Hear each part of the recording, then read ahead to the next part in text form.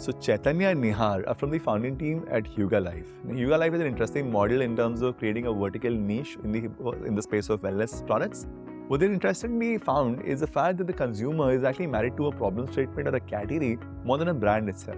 Hence, their ability to actually solve that problem for the consumer by selling him a larger portfolio of products from possibly multiple brands is a very interesting lens. What I found slightly controversial and fascinating is the fact that they believe in their subcategory, D2C platforms might not necessarily be the best idea for brands, and they're better off betting on platforms like HyugaLife, which will end up making sure that there's a longer continuity to the relationship. Hear it out.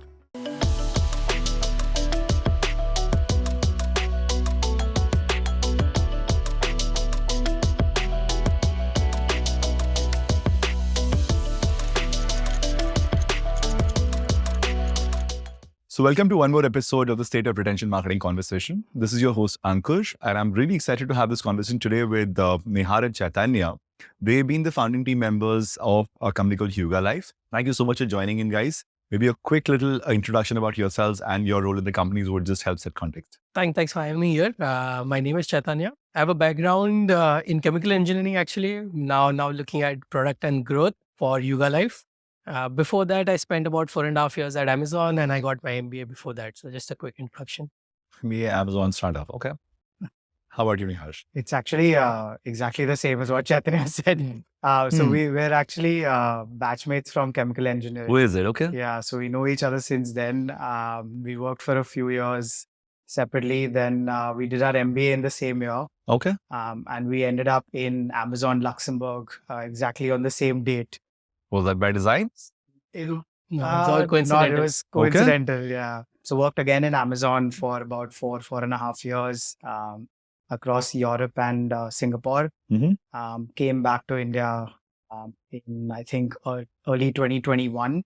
And that's when we started thinking about HyugaLife in general. So you started thinking about the startup as an approach that you want to start up together. What happened first? The idea came first, the team came first. What happened? What was the journey like? It started with an idea. So like one of our other founders who also is my wife and Sachin, all of us knew each other for a long time. We were probably in a very similar life phase at the same time where we were thinking about moving out of our jobs. What next? All of us had been bitten by this e-commerce kida. So we were like, okay, this is really what we would love to do and like what keeps us up, and we enjoy it.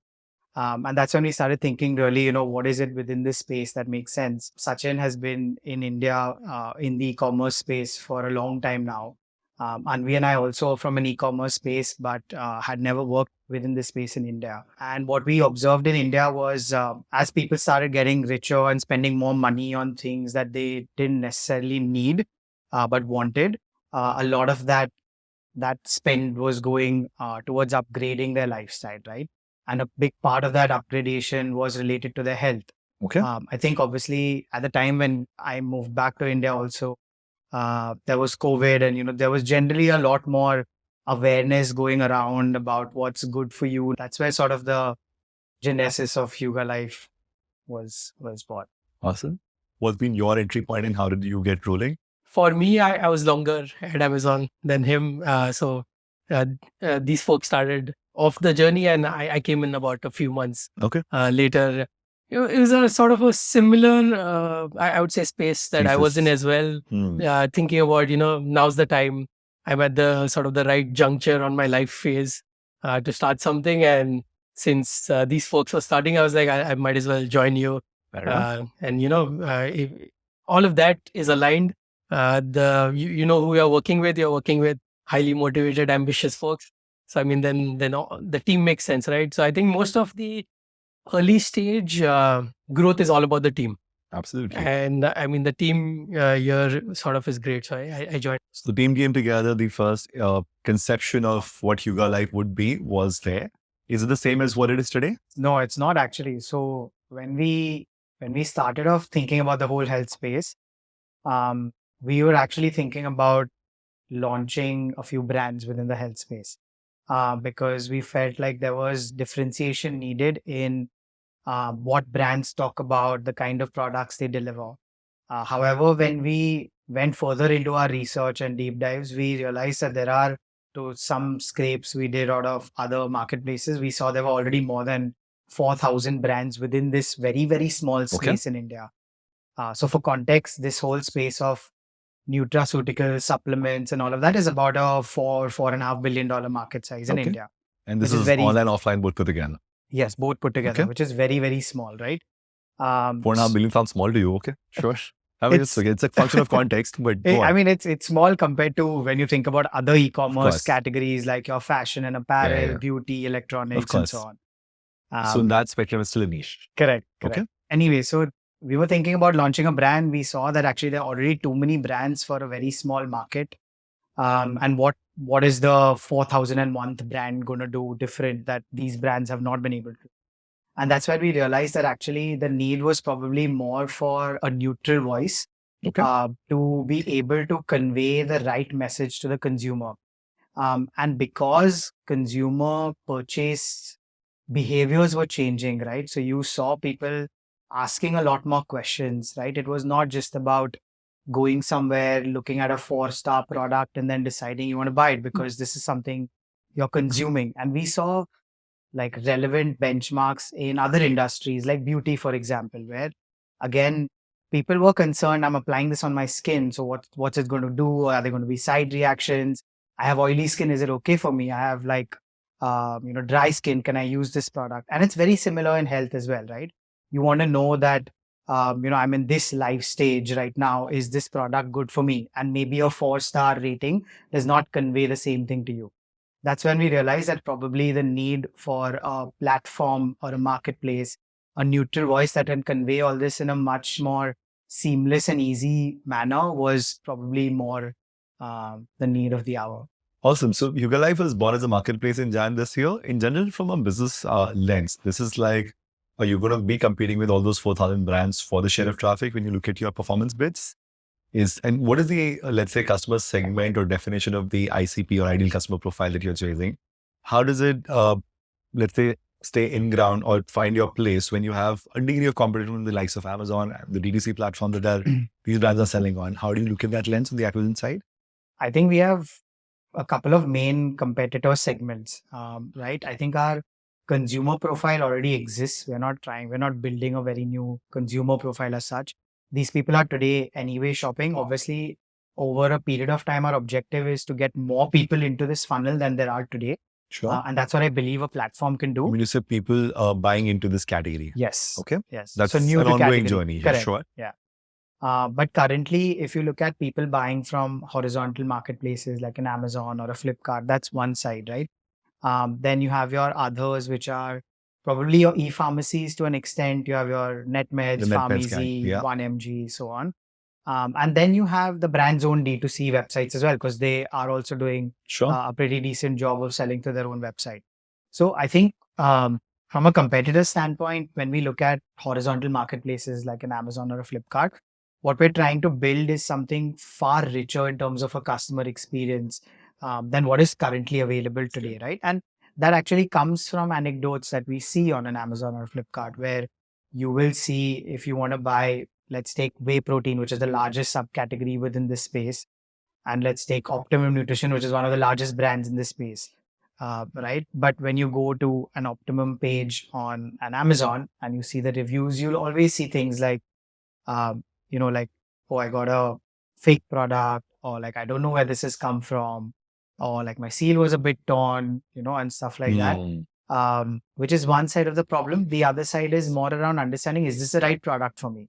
Like I said, right? Because there you have those 5 bullet points that tell you what is written on the packaging, actually, and you don't know if this is the right thing for you. So for example, I'm someone who works out 2 or 3 times a week, nothing heavy duty. This is the right kind of protein for me. But for someone who goes to the gym 6 times a week, is there for 1.5 hours every day, there's another kind of protein that's probably more relevant for them. Content depth for your vertical will be a lot richer on a HyugaLife than on any horizontal platform as you're starting. Yeah. So there's content on platform and off platform. How do we engage and make people aware of what we're doing on HyugaLife? And once they come onto HyugaLife, how do we help them decide between, say, 20 different protein powders, for instance? So in some sense, you'll end up being a consultative guide to me beyond the transactional platform. Correct. So while I might appreciate the transactional convenience and predictability of an Amazon, I would come to you for the consultative nature of the kind of content that's correct. available. Correct. That's the starting point of the user journey. This is how the user will come to you and also stay with you in some sense. But given that you're a marketplace and that's where the whole product experience side of it comes into picture, you are in effect not preferring a certain brand. Yeah. Right. So for the user to now navigate between the filters of whatever there is, how do you smoothen that journey? Because on some side, right, you said 20 protein powders. Choice paradox itself can be a bit of a confusion. And you also then compete with the brand D2C, because if I like a particular brand, I might just buy with them as well. Yeah, I mean, so from a D2C standpoint, I think you already see a lot of brands moving away from that. I mean, more of it's also very expensive to run D2C, right? So I think from a brand standpoint, at least from what we understand, most brands want to be everywhere, right? It's where they're going to get the revenue. So they don't generally prefer D2. I mean, there was a big push, I think, in the last few years to drive D2C.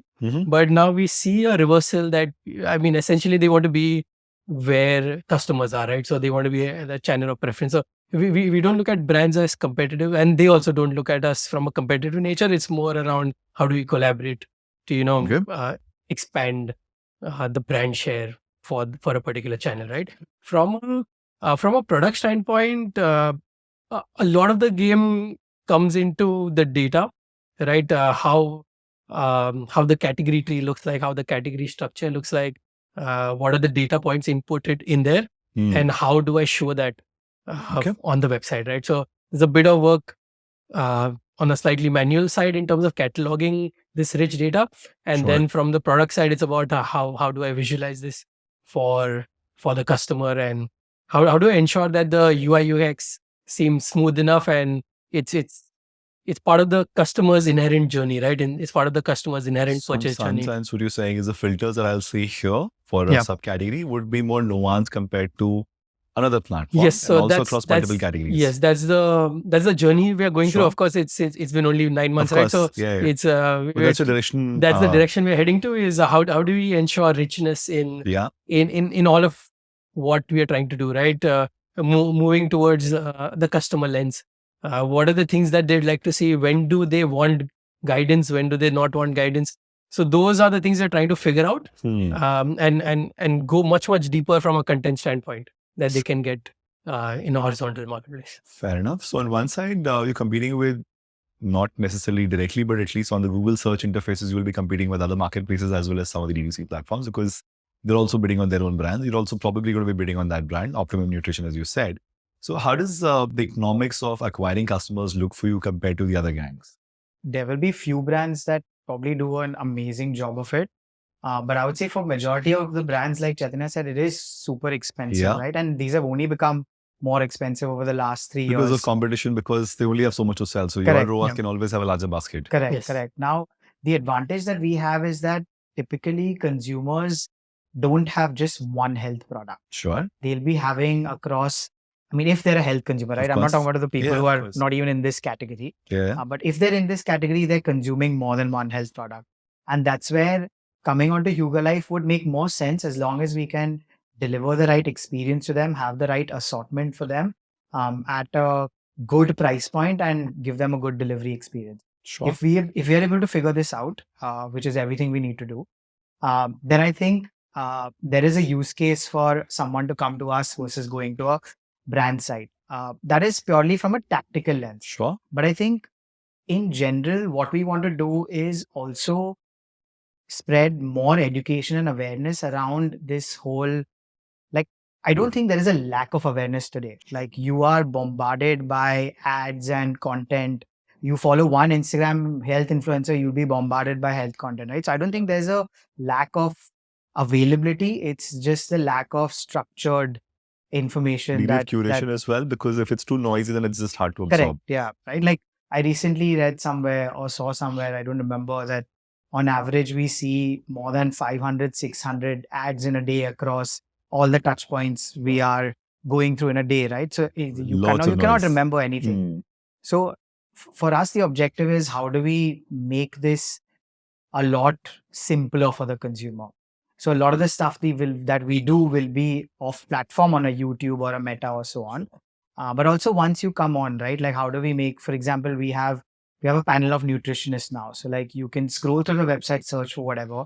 But if you still don't find what you want, or if you want to, like engage a little more, talk a little more, then you have a WhatsApp chat which you can go and like talk to a nutritionist and they can help you figure out what's right for you.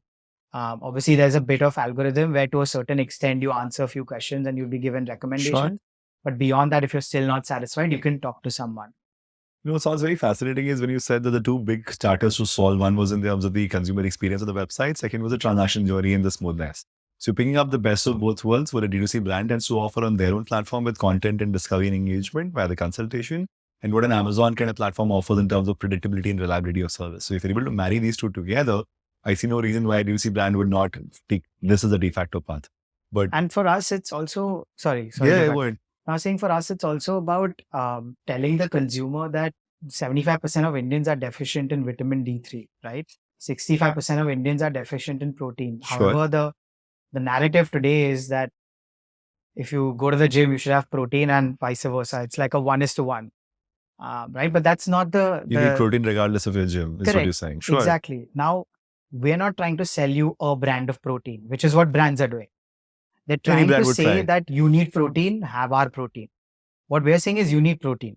Whichever you want, we have it. Here is all the options. So I think we're trying to create this more neutral voice compared to a brand probably. At the same time, make the experience richer compared to a horizontal marketplace. So, what would be very fascinating is the economics of this whole business look very different because you said the brands find it very expensive to do this because in effect, their basket size will only go so far. They'll probably have X number of products to sell.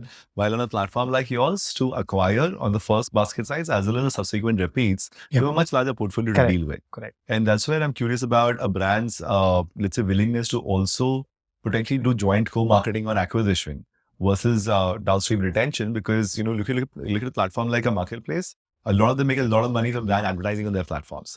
Is that the lens currently you're looking at or downstream you're looking at? We do look at that for sure. And in fact, this was something we almost started with from the day we launched. We had a few good breakout brands that suddenly saw like, oh wow, these guys are being able to get us consumers. Sure. And I think the good validation that we got for ourselves and also for brands was that we were probably being able to sell SKUs for them that were not their top sellers on other channels. The expectation that everyone had, including ourselves, was that, okay, maybe we'll take a bit of market share in the first few months from someone else. But that was not always the case, which meant that our targeting in terms of who we want as a consumer is probably a bit different than what either the brand or other marketplaces that are selling the brand are doing in the current space. So we actually started getting requests from brand very early on. We've done coordinated efforts on performance marketing. We've done joint collabs. We've done joint influencer marketing. And I think brands also like it because probably it's the first time where a platform is working so closely with them and not just in a transactional manner saying, like if it sells, we'll sell more. If it doesn't sell, then, we can't do anything.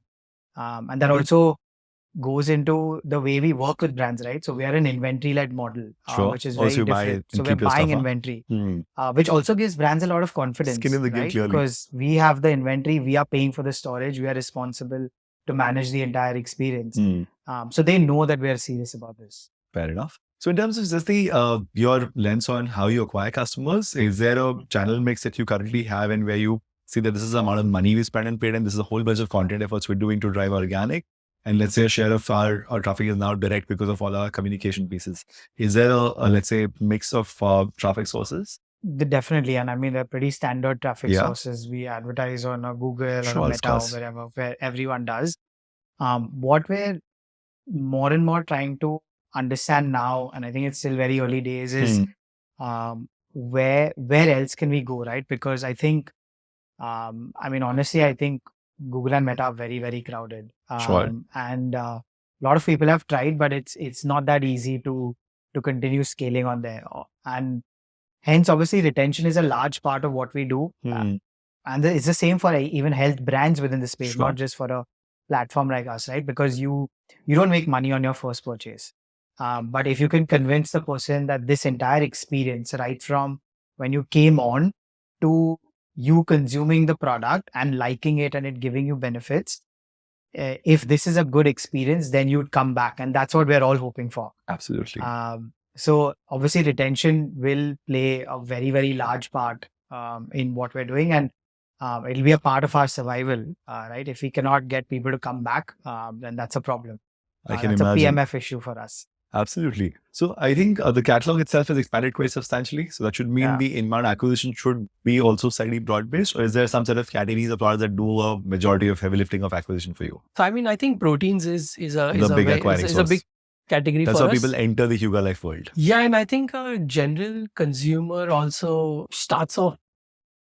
There are a couple of different personas, but the fitness person starts off with protein. So I think that's a very big acquisition. Default entry point for a default entry point for us. Whereas certain other consumers start off with supplements, specific supplements. But yeah, these are the two general entry points. We see proteins to be a big entry point for consumers to come in, and then they get into that habit, and then you get into the performance habit of incrementally improving your performance, and then you start taking other things. So we see the basket getting built through that. Protein by design is a high repeat category. And as protein long as by you've design had a product experience and as well as a service experience or delivery experience which has been superior, chances that they'll repeat from first order to second order within protein itself will be meaningful. I'm assuming that's a number you track pretty closely. But have you done any, let's say, experiments around the size of the first order? Because I saw a very interesting example from somebody like a Plix. In fact, we shot this last month probably with Shah. And his point of view was, I increased my initial basket by 4x.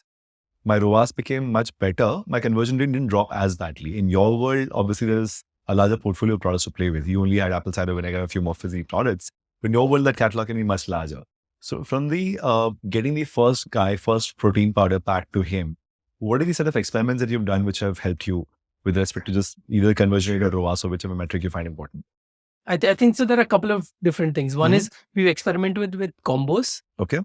Which is say for a gym person, they generally have a workout supplement and protein, right? Okay. So that's one thing we've experimented with is virtual combos that we attach to the detail page, right? That it's almost like a frequently bought together, right? So that's something to increase your basket size versus protein. And the second thing is more around as soon as you add to cart, on the cart we have sort of offers for them around. These are sort of the last minute buys, right? So this is how you can add to the basket. Sure. It's not changed the conversion rate and it's given us an increase in ROAS there, right? So it's more around basket building for us. That's sort of the focus. And once you purchase, it's more around restocking them and cross-selling them other categories, right? So that's the experiments you're trying to run is if you have an affinity for a particular subcategory, what other subcategories are driving purchase, right? So it's very clear for,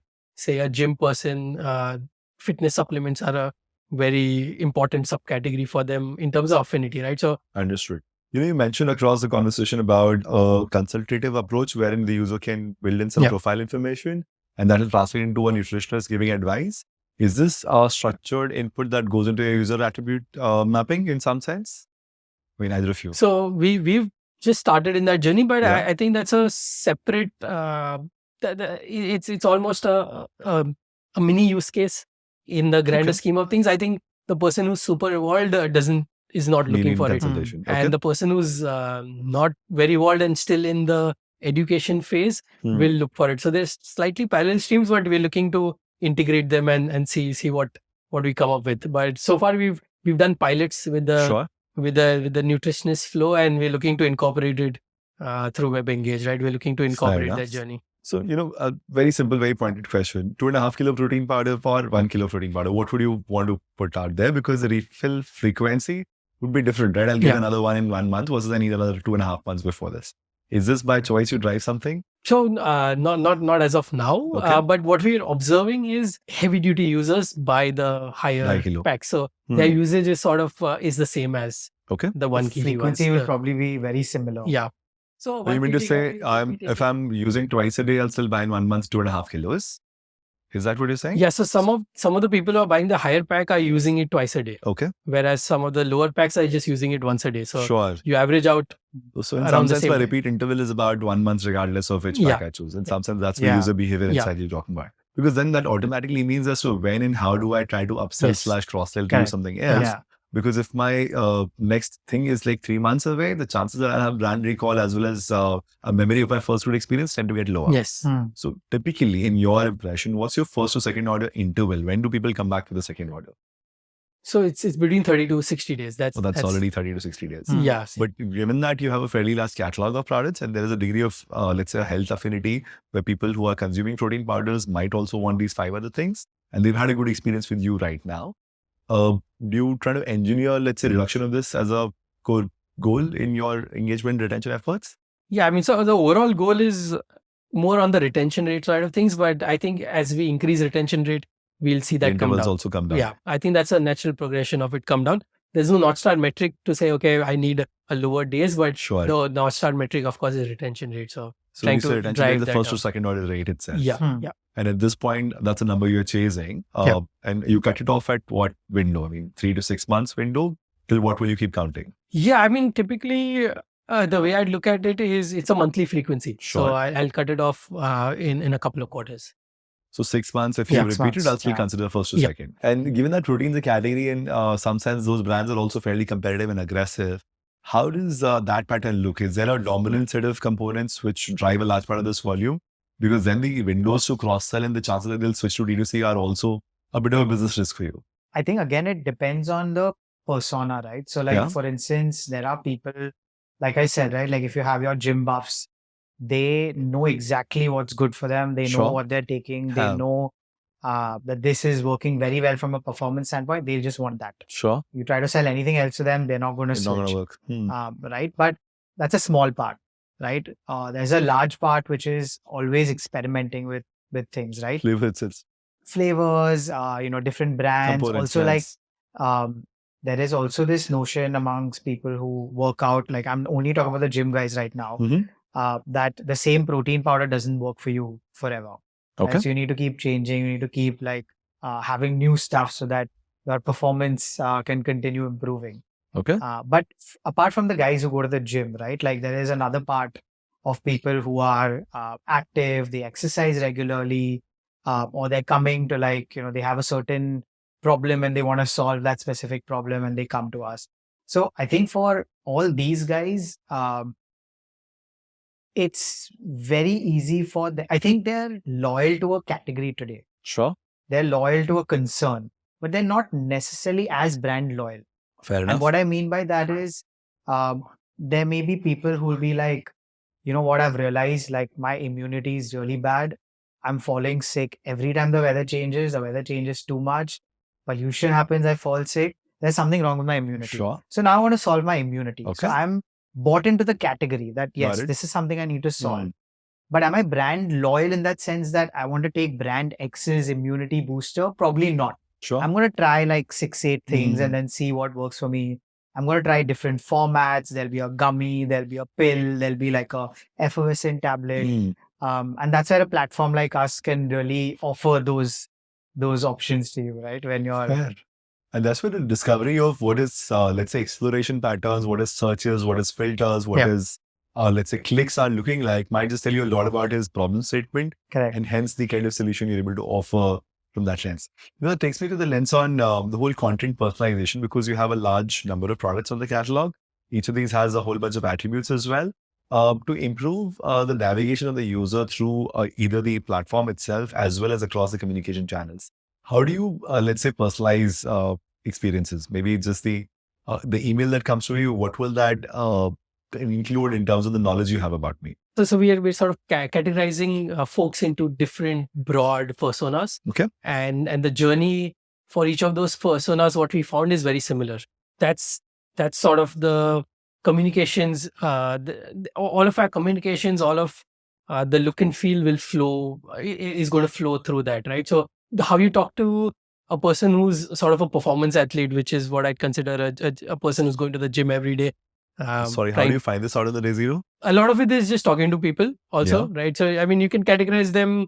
I mean, you can find patterns in what, how people are talking to you, and, you know, you can sort of bucket them into broad buckets, right? So the thought is, a lot of these folks have the same characteristic. Let me put them in one bucket, right? Okay.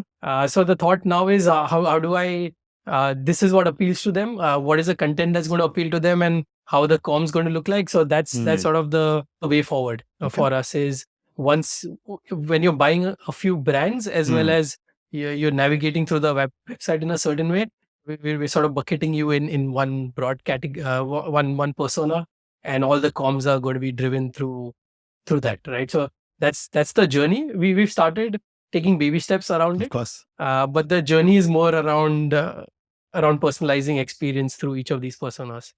I keep having to remind myself that it's a 9-month-old company. So pardon me if I expect more maturity, because when I saw your website and the first impressions I got from the way you're using celebrities, the way you've invested in the experience overall, it seemed like it's a mature kind of a situation, which is why I keep forgetting this is still 9 months and you're on a fairly aggressive, speedy path. But okay, so understood the entire aspect around acquisition and understood the first aspects around retention and repeats. Obviously, it's still early days for you to know year-long matters for a 9-month-old company. Let's just zoom into a little bit around the lens on how the team is organized. What are the kind of initial roles you've set up? Because it's usually a fair reflection of your priorities as a company as to where you're prepared to deploy your resources and teams. So what does the org look like right now? And let's talk about maybe the marketing/product side of things for a moment. Because that's, obviously operations and everything is a different animal in itself. But on this side, how does the org look like?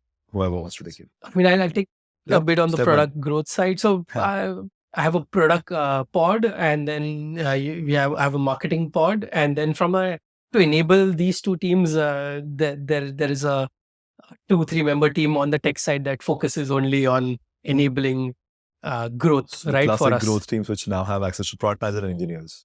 Yeah. So you have your entire tech stack, of course, that's looking after the overall product. But you have given dedicated bandwidth to growth Yeah, teams there is. We moved in the last 3-4 months towards 2 people just focusing on all things growth, right? Because what happens is it always, for some reason, gets deprioritized in some way, because it's the most common problem statement I've seen across companies. Because the integrations take time, setting up templates take time. So all of these things just fall off the wayside unless you have dedicated bandwidth. So we have sort of two engineers just focused on helping anything on growth, right? Anything to get insights. That's where we've company your size carved out a team. Let's say well thought out step, because I hear this all the time across companies that the marketing teams or the growth teams will end up in priority number 27,001 in the IT team's checklist, because they have their own charters and priorities and how they think about life. And to isolate some bandwidth and keep it in this org suddenly changes the speed of experimentation as well as the speed of things turning around. So it's a conscious choice made, which I think is a even if it's low impact, right? Even if it's as much as incremental compounding. Yeah, it all any insight that you get on growth is much better than anything else you'll do, at least on the early stage. So in some sense, you also made the choice of bringing in an endorsement pretty early in your game. What was that about? How did that originate? Did this something you chose as a conscious step? Did that happen to be a serendipity? Tell us more about that. It was not always the plan, but I think it was a conscious step nonetheless. And if you remember from what I was saying earlier, when we were analyzing the whole market and the health space in India, we realized that there is a lot of clutter. Sure. So there is a lot of awareness, there's a lot of noise, but like you said, too much noise actually is worse than no noise in some sense. And that's why we felt like that we needed something to sort of break this clutter, right? We knew obviously celebrities will help us to with this objective to some extent.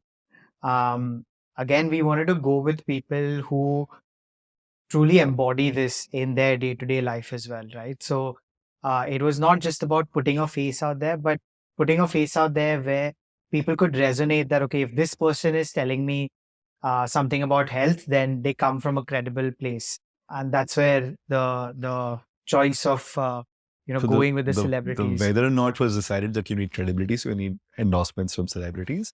The choice of which celebrity mapped to their, let's say, acceptance of this whole thing in their daily lives. The fitment has to resonate with the brand. Correct. Yeah. And then subsequently the deployment of where all did you use the celebrity face effectively, and where you saw wins versus where you didn't see incremental impact. What was that like? From a very tactical perspective, wherever we would use celebrity faces, we saw better CTRs, right? And I think that was a given, and it was very important, and it's still very important because we believe our product is good. We believe our consumer experience is good. So the more people we get onto HyugaLife, the better chances that Fair they will enough. enjoy what they're experiencing and come back. So that, I think, objective was a part of why we decided to do this, and it sort of worked. In terms of where all we've used it, I think we've tried to experiment with almost every digital channel that is accessible Yeah. for us to use this across. And some cases where we expected this to work, it's not worked. Some cases where we just didn't expect it, but somehow Google has found this picture and put it in a certain ad and it has worked, and we're like, oh wow, this is great. Would you be able to double click on some examples of this where you thought it should work but it didn't, and the vice versa? So, for example, we expected that putting a Bollywood celebrity's face would help us with getting more conversions for beauty supplements, but that didn't happen. Okay. And was this like a structural issue or somewhere the funnel drop off, or where did this fall apart? I mean, I think we've experimented a lot with it, but the final sort of conclusion was, and again, I don't know if this is right or not, but it's probably just that they like to see products there. Yeah.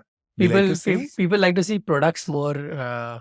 So if you put a product out there, you'd hide CTRs. So I think from a for the beauty supplement categories, you would imagine on display ads on places like Facebook or Google Discovery, you will see better click-through rates for product-led imagery than celebrity imagery. Is that what we're saying? Yeah. So at least from the campaigns we did. Yeah, fair enough. I mean, obviously, this is all subject to the specific situation. So I don't have to put those disclaimers. I'm assuming that to be given. Yeah. But where you said on the other side with the other categories where putting that celebrity face improved your click-throughs and traffic to the website. Correct. That was more appropriate for some of the, let's say, other categories, nutraceuticals. Yeah, I think the more generic supplement space where I feel like a nudge may be required, right? Like maybe someone who is having a beauty supplement, for instance, is looking for a beauty supplement, right? They probably already have a skincare routine that they're doing, and they're already in market in that sense for a specific beauty supplement.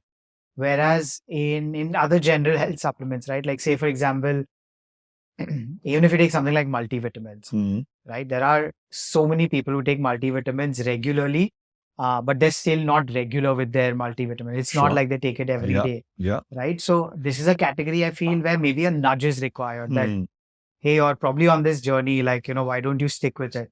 Sure. So there, they don't need to be probably told about the product, but they need that little push to, continue on that. Itself. Yeah. So that's where your celeb endorsement helps matters to nudge this guy a little bit to get across the habit. Yeah. But on the other side, where it's a slightly more nuanced, specific need-based affair, you tend to depend more on the product attributes than the celebrity influence. In general, we've tested multiple formats, multiple A/B and see what works. I think there are certain cases. I'm trying to make hopefully help some people skip that experimentation. And we will find some. But I don't think you can ever skip that. I think you just need to, of course, but experiment different formats. I mean, broadly speaking, you just have to experiment different formats. So in terms of this is a layer of personalization across experiences, and specifically talking about catalog recommendations. You talked about people who bought this also bought this, and these kind of affinities already in motion. Is this also something that you deploy on a website experience and downstream communications across channels, or to what extent is this, let's say, in motion right now? We're now sort of powering all of the carousels that we show recommendations through, and we're automating that away. Okay. And it's happening as we speak. Sure. So that's the first layer that goes through. And then this is driven by some degree of CRM data that, this guy has to see this and that guy has to see this. Sorts. Yeah, exactly. So we'll start off with broad buckets and then we'll continue to personalize further.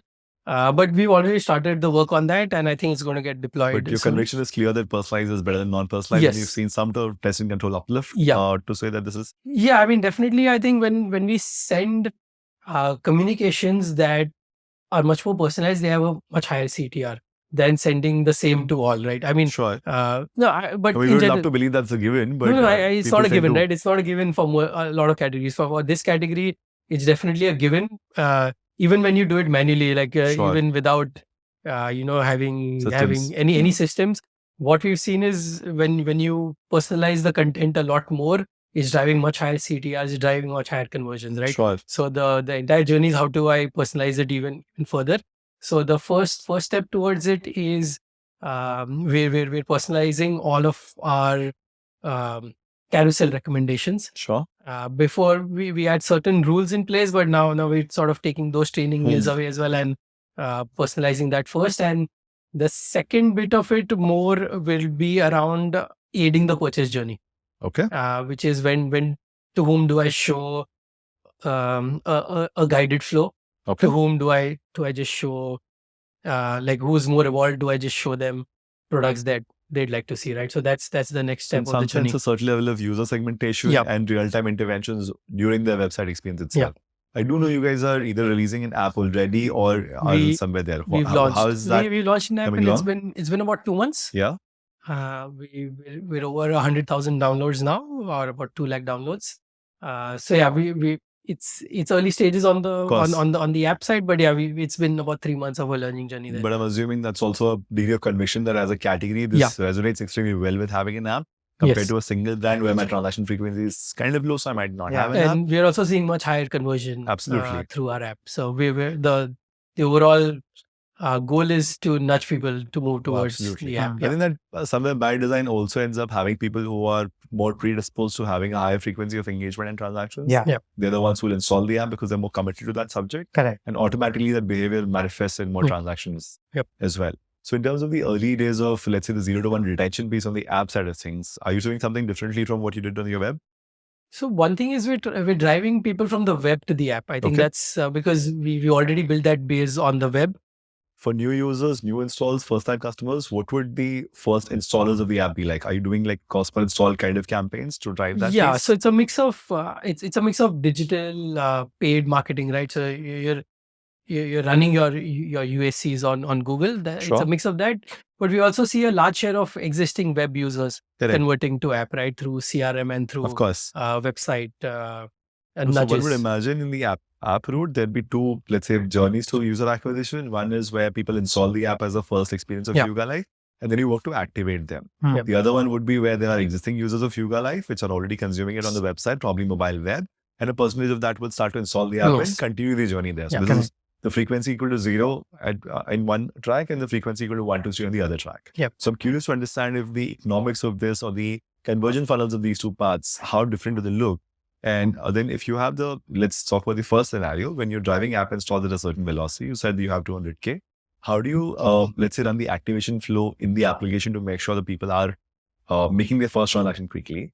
Are you selling categories when the people are installing the application? So somebody wants to buy protein, they'll get navigated to HyugaLife app in a certain flow?